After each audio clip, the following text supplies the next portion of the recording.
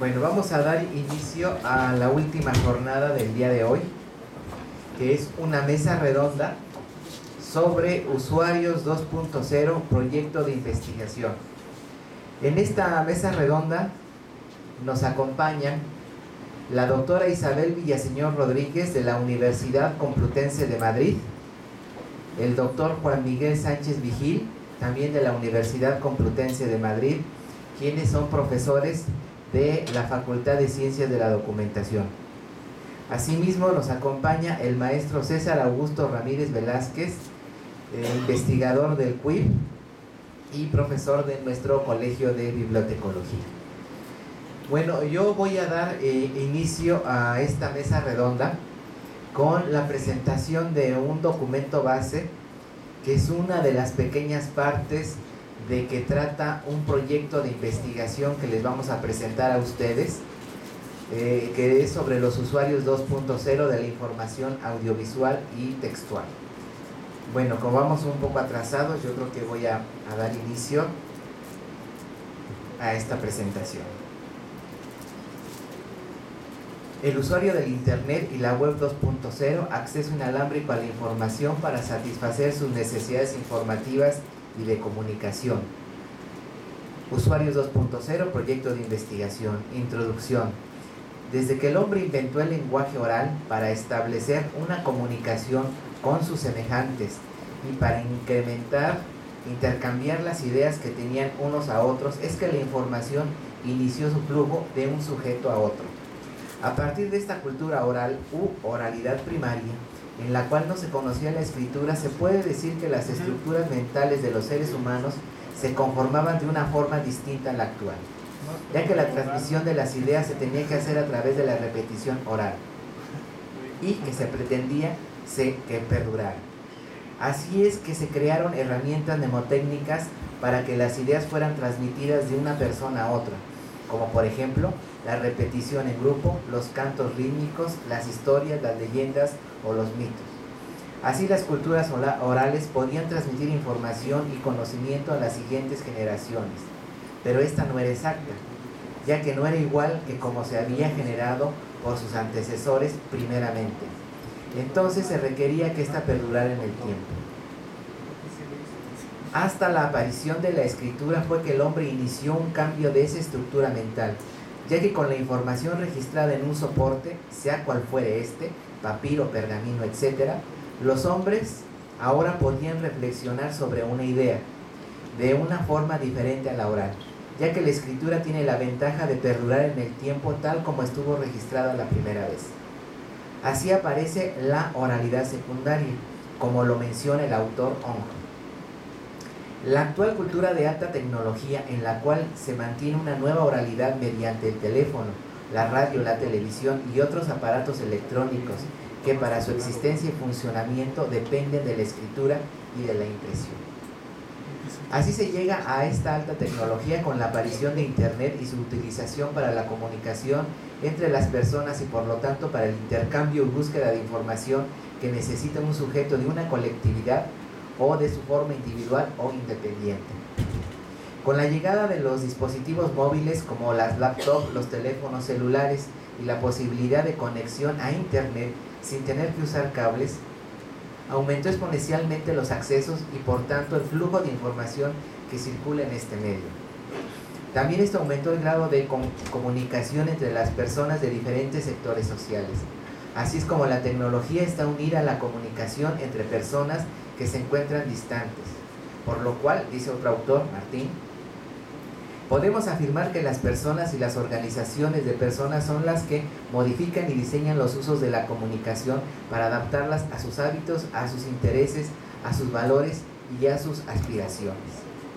Así el Internet y su fácil acceso abrió una puerta a la comunicación e intercambio de información, ya sea esta de orden general o académico, como los productos de investigación y docencia. El paso siguiente fue este acceso pero inalámbrico, es decir, sin conectarse a un cable. Internet inalámbrico. Cuando se menciona lo relativo a las redes inalámbricas, se entiende que están basadas en un enlace que utiliza las ondas electromagnéticas y no el cableado que se usa normalmente.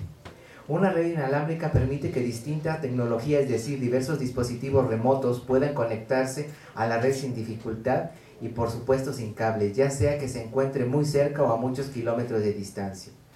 La implementación de las redes inalámbricas no requiere de un cambio significativo en la infraestructura existente, como pasa con las redes cableadas, en las cuales se tienen que hacer muchas adecuaciones, principalmente físicas. Para la instalación precisamente del cableado, al tener que hacer perforaciones en la pared, introducir tuberías como portacables, etc. Razón por la cual el acceso inalámbrico a las redes se extiende con mayor rapidez. El uso de una red inalámbrica nos indica que puede haber dos o más terminales, como puede ser una notebook, una laptop, pueden estar conectados los teléfonos celulares o móviles. Las agendas electrónicas, por mencionar solo algunos dispositivos actuales, se pueden comunicar sin la necesidad de una conexión utilizando un cable. Por lo anterior, el acceso a Internet sin la utilización de conectarse físicamente a un cable es ahora posible y con una rapidez y facilidad que hasta los niños pueden hacerlo al tener en sus manos un teléfono celular del tipo iPhone, por ejemplo. El uso de Internet. Como lo señala Graham, con la web 2.0 el Internet ha llegado a su fase de crecimiento y finalmente en la actualidad está siendo utilizado como originalmente estaba pensado, es decir, para poner en contacto a la gente, para comunicarse con sus congéneres, para compartir información que necesitan unos y otros y representar un medio de expresión de la inteligencia colectiva de la humanidad donde todos tienen el poder y el derecho de participar. Efectivamente, el uso de Internet y la web 2.0 ha favorecido que la información fluya de una persona a otra, de un colectivo a otro, con una rapidez que antes no era posible pensar cuando se usaba el correo postal, por ejemplo. Ya no solo las personas pueden ir a los llamados café internet para tener acceso, sino que se puede hacer desde un dispositivo portátil, como puede ser una laptop o un teléfono celular. El acceso a Internet en cualquier lugar, como lo puede ser un restaurante, la sala de espera del aeropuerto, el hotel, la cafetería, el bar o los campus universitarios, es una actividad que ya se ha vuelto más cotidiana para las personas, principalmente las jóvenes, que cuentan con un teléfono móvil de última generación, una laptop, notebook o, en su caso, un iPad. El accesar a Internet y utilizar cualquiera de los recursos de la web 2.0 permite rastrear la información que necesita el usuario o comunicar o brindar información a otra persona o grupo. Esta forma de uso puede llevarse pocos instantes o un tiempo más largo. Todo va a depender de la información que está buscando y de las estrategias de búsqueda que lleve a cabo para obtener la información que satisfaga su necesidad informativa. O buscar la persona o sitio donde quiera conectarse o donde quiera poner la información que considere debe de ser difundida. En el momento que a una persona le surge una necesidad de información, la facilidad de accesar a Internet desde cualquier punto permitirá que ésta sea satisfecha. Así, si se cuenta con un dispositivo que se conecte de forma inalámbrica a Internet, en ese momento podrá iniciar la búsqueda de la información que necesita utilizando algún buscador como Google, Copérnico, etc., o bien introducirse a una red social como Facebook o Hi-Fi, o en su caso a un blog o a una wiki como Wikipedia, o en otros casos acceso a un catálogo colectivo o biblioteca digital de alguna universidad, como por ejemplo RedUNAM, y de ahí a la biblioteca digital Vidi, o bien a LibreUNAM, o a las revistas electrónicas en texto completo y libre, como podría ser Investigación Bibliotecológica. De lo anterior se puede ver, como lo menciona otro autor, que la revolución social se sitúa en los efectos democratizadores de los servicios y aplicaciones del web 2.0 que funcionan como micromedios y ofrece a los individuos las mismas posibilidades de publicación como un periódico, una revista o como un canal de televisión. El acceso de forma inalámbrica al Internet y por lo tanto a los recursos del web 2.0 permite que exista una interacción social, ya que no solo es ver la información contenida, como por ejemplo en un blog, sino que la persona que está viendo esa información pueda comentar, criticar, repudiar o aceptar lo que está leyendo, y por lo tanto puede incluir su texto en el mismo blog y de esta forma interactuar con otras personas que están siguiendo lo que está ahí. Esta forma de comunicación de ideas, información y conocimiento es realmente lo innovador de este acceso electrónico de forma inalámbrica al Web 2.0. ¿Cómo impacta el uso de la Web 2.0 a los usuarios que buscan la información que necesitan, tanto la derivada de la investigación y la docencia como aquella que no es de índole académica? La investigación conjunta que se pretende llevar a cabo tocará los aspectos de antecedentes, definición, características y tipologías de las diferentes redes sociales en donde participan los usuarios de la información. Lo anterior para poder llevar a cabo una descripción de las mismas y los sujetos que las utilizan, lo cual permitirá conocer con qué finalidad las están utilizando y establecer un perfil de los llamados usuarios 2.0 y sobre todo centrados en las redes sociales y de investigación y otras que se encuentren actualmente, determinando los flujos de información que circulan en ellas.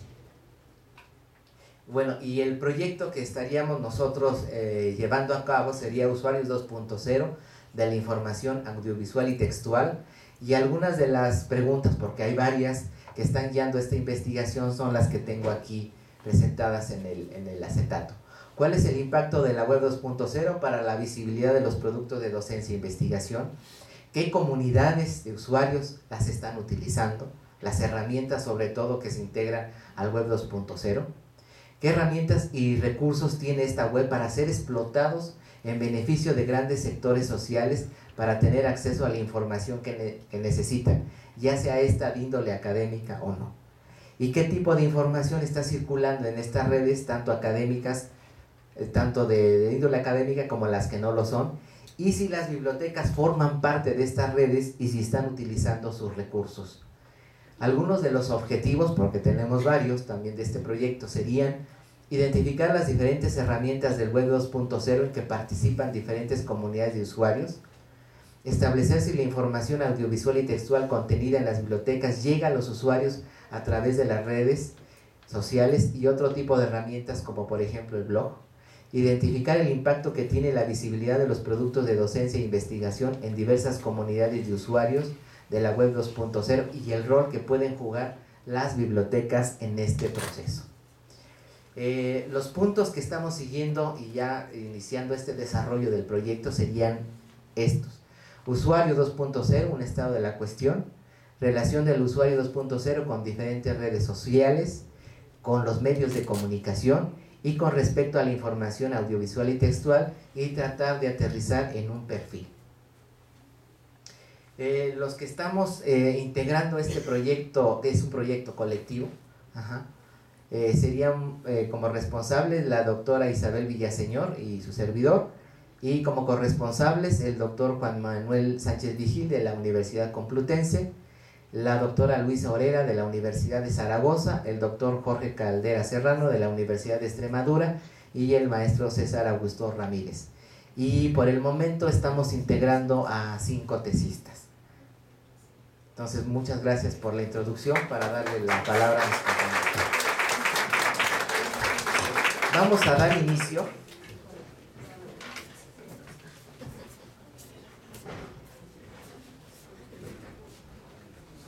al comentario de mis compañeros que están integrando este proyecto colectivo. Los demás integrantes desgraciadamente no pudieron venir por cuestiones más bien creo que de índole económica que de otro tipo, que nos hubiera gustado que estuvieran presentes. Va a tomar la palabra primeramente la doctora Isabel Villaseñor Rodríguez de la Universidad Complutense de Madrid, quien nos hará algunos comentarios con respecto al documento base y al proyecto de investigación.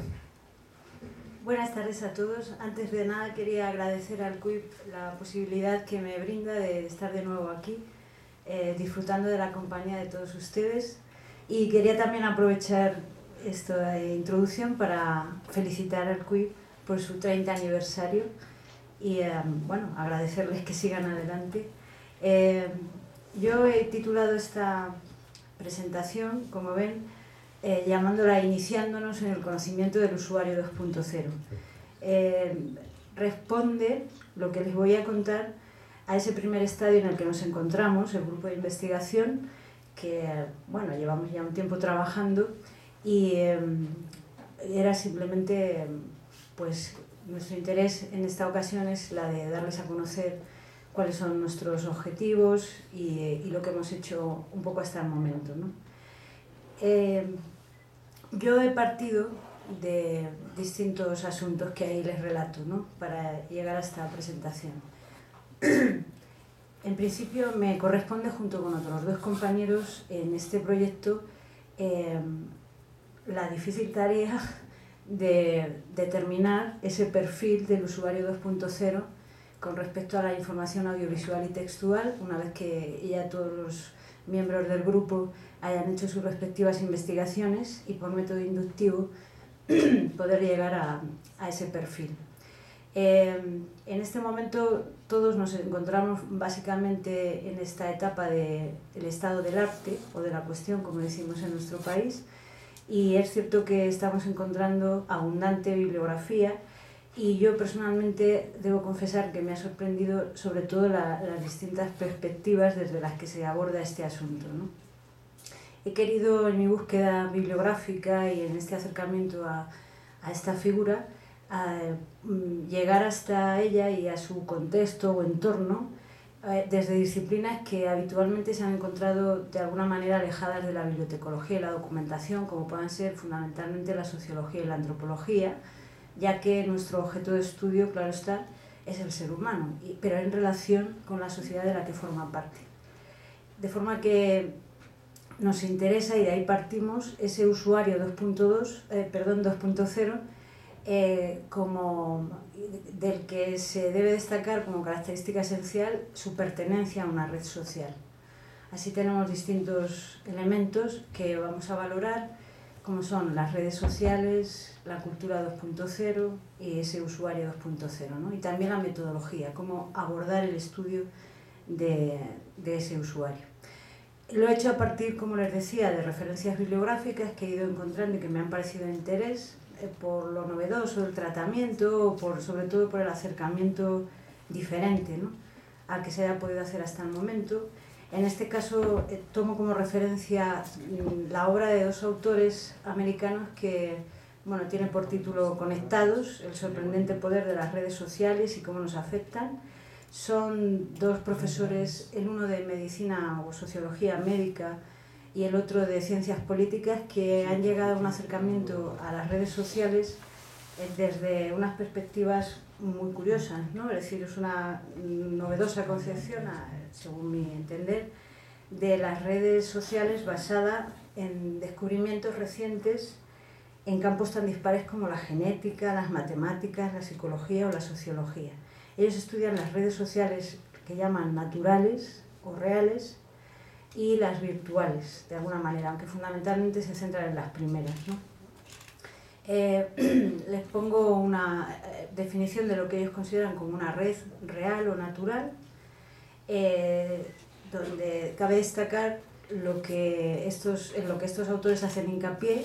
No basta solo que contemos con un grupo de personas, sino que lo que importa es ese conjunto de conexiones que se establecen entre esas personas que la componen. Y por otra parte, lo que ellos consideran que pueda ser una red social virtual, que definen, como ven, pues como eso, ese conjunto de servicios que permiten a los usuarios construir un perfil público o semipúblico en un entorno de acceso limitado, mostrar una lista de otros usuarios con quienes comparten una conexión y ver y navegar por las conexiones de otras personas del mismo sistema. Esa es su concepción de la red social. De la red social virtual, porque insisto que la mayor parte de su estudio se centra en la red social natural o real, que llaman, ¿no? Estos autores distinguen una serie de reglas de la vida en red en relación con lo que ellos llaman su estructura, que es la conexión que se establece entre los distintos miembros de la red, o la función, que es la forma en que se contagian esos miembros. Y creo que son de interés considerarlas para nuestro estudio del usuario 2.0 en la medida en la que puedan influir en su comportamiento, ¿no? Esa primera regla, como ven, dice: somos nosotros quienes damos forma a nuestra red, podemos elegir, no hay limitación. Nuestra red nos da forma a nosotros, es decir, el lugar donde nos encontramos nos afecta. nuestros amigos nos influyen y los amigos de nuestros amigos también nos influyen. Ellos hablan de la difusión hiperdiádica, que es el contagio de emociones y de qué forma se puede producir ese contagio. Y en este sentido distinguen, que podrían ser perfectamente tipos de usuarios 2.0, personas influyentes en ese contagio o influenciables, ¿no? Y la quinta regla, la red tiene vida propia, hay que considerarla como un organismo que tiene su anatomía y fisiología, la identifican con un organismo humano, esto es la estructura y la función. Y ¿esto qué significa? Que hay que estudiar al grupo entero y no solo a los individuos, y así como de qué manera la red con sus atributos o los atributos del todo puede influir en el individuo. Bueno, ellos hablan, como les decía, también de las redes sociales virtuales y me ha gustado el planteamiento de estos autores, porque nos vienen a decir que tampoco es tan novedoso este asunto, en el sentido de que, de acuerdo, ellos están de acuerdo con estas ventajas que se destacan con respecto a las redes sociales virtuales, la no limitación geográfica, bueno, y otras muchas, pero lo que dicen es, las nuevas tecnologías se limitan a hacer posible nuestra ancestral tendencia a conectarnos con otros, ¿no?, seres humanos. O sea, lo que ha hecho Internet, como ven, es facilitar nuevas formas sociales, ¿no?, que tienen unas características muy especiales que ahí les indico, pero realmente ha permitido desarrollar algo que ya existía, ¿no? Por eso me ha gustado afrontar este tema desde el estudio que puedan hacer los sociólogos o antropólogos de los grupos, ¿no?, de seres humanos como redes sociales, al margen de que sean o no virtuales, ¿no?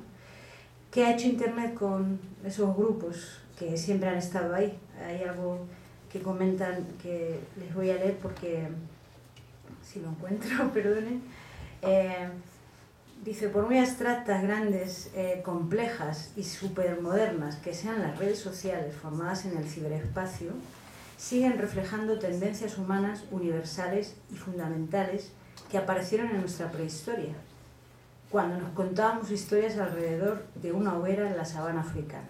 Es decir, bueno, sí, es cierto que esas nuevas tecnologías nos han ayudado para lo que ellos llaman la enormidad, que es de alguna manera las características de las redes sociales virtuales que ellos destacan. Esto es la gran magnitud de nuestras redes y el número de personas a las que se puede llegar, lo que ellos llaman la comunalidad, una ampliación de la escala que existía antes, ¿no?, en la que vamos a poder compartir información y contribuir a esfuerzos colectivos.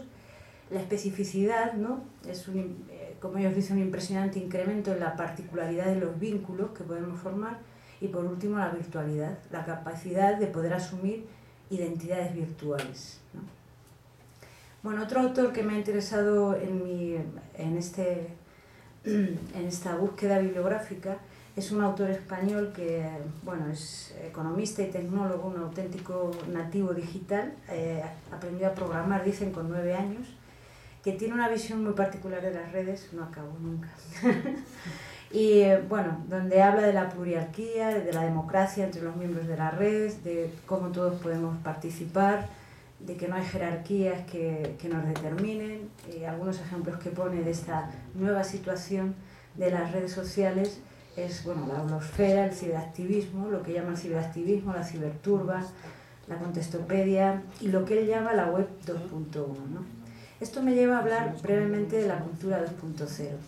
He tomado como identificación el título de un trabajo del profesor Figueroa Alcántara, que dice: la cultura de obsequiar, compartir, colaborar, reconocerse y solidarizarse en la sociedad red, ¿no? Es el paradigma peer-to-peer y, bueno, la identifica como la libre circulación de información, colaboración, intercambio de conocimientos, generosidad para ayudar al otro, reciprocidad, solidaridad, crítica abierta y el reconocimiento social de los mejores dentro de la comunidad. Él habla de distintos valores, servicios y aplicaciones más significativos de la cultura 2.0 y, bueno, es otra consideración de otros autores que son antropólogos, que vienen a decir lo mismo que les comentaba antes. La cultura 2.0 viene a ser la continuación, una prolongación de la cultura 2.0, que es la que hemos vivido hasta hace bien poco, ¿no? Y bueno, esto rápidamente decirles, me preocupa también la metodología. ¿Cómo podemos estudiar al usuario 2.0? Me ha interesado la aportación que hacen estos antropólogos españoles que nos dicen que podemos utilizar la metodología que se ha empleado siempre en la antropología, ¿no? Las mismas técnicas propias de la etnografía, como puedan ser la observación participante, la entrevista en profundidad, los grupos de discusión, las encuestas, el análisis de contenido. Ellos dan una larga lista de técnicas posibles para poder llegar hasta el usuario 2.0. Y por último ya, algunas comunidades ya estudiadas, este es otro autor, Alfonso Vázquez Atochero, habla sobre todo de comunidades más genéricas, como puedan ser los sistemas de tablón de anuncios, que ya apenas existen ejemplos de ellos, los foros de discusión, con una terminología muy específica de algunos miembros de esos grupos, como lookers, spammers, trolls, leechers, fags, títeres, chatters, arqueólogos, bueno, los grupos de listados de correo, los grupos de noticias, chat, los sistemas peer-to-peer, los portales web de cualquier tipo. La doctora Brenda Cabral da también otra clasificación, creo que estaba por aquí, y en otra aportación que hace en las jornadas que se llevaron a cabo en este año en el Encuentro Hispano-Mexicano en Madrid, bueno, el alpha socializer, los buscadores de atención, los seguidores, los fieles, los funcionales, no usuarios. Nosotros somos todos aborigen digital, estos son otros autores que hablan de este asunto, hablan de los integrados en las nuevas tecnologías, los excluidos, la brecha digital, los nativos digitales, los inmigrantes digitales. Yo me considero una inmigrante digital porque no me he tenido que incorporar a esto hace bien poco, ¿no? Habla de los fóbicos sociales, cómo han encontrado una ventana al mundo a través de Internet, distintas variables que pueden influir. Y bueno, aquí vendría a continuación una relación de características propias del usuario 2.0 destacadas por este señor, Ortega Santamaría, en un estudio que hizo sobre el usuario 2.0 en el año 2007. Y como ya creo que me falta un minuto, rápidamente enumero algunas. Este autor dice que el usuario 2.0 tiene una cultura tecnológica avanzada. Como ven, no todos los usuarios de la red son usuarios 2.0, según este autor, ¿no?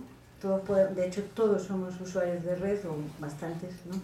Pero no todos somos usuarios 2.0. Es un usuario que aporta, difunde, comparte y colabora, apoya, informa, discute, opina, utiliza estrategias que le permiten superar sus limitaciones, se puede encontrar en cualquier recurso, ¿no? Ahí pone algunos ejemplos. Se le puede seguir la pista y se puede contactar con él. Es pionero en uso de herramientas y aplicaciones online. Consume gran variedad de información, tiene conocimientos de inglés y de ciertos tecnicismos, capacidad para comunicarse con cierta coherencia, respetuoso con los demás, etcétera, etcétera. Espero que les haya por lo menos inquietado este asunto, como a mí me ocurre, y ya hablamos luego si quieren alguna pregunta. Muchas gracias. Muchas gracias, doctora Isabel Villaseñor, por esta presentación de un pequeño adelanto del proyecto. Vamos a darle la palabra al doctor Juan Miguel Sánchez Vigil, quien también nos va a hacer una presentación con respecto a las temáticas que hemos estado manejando con este proyecto.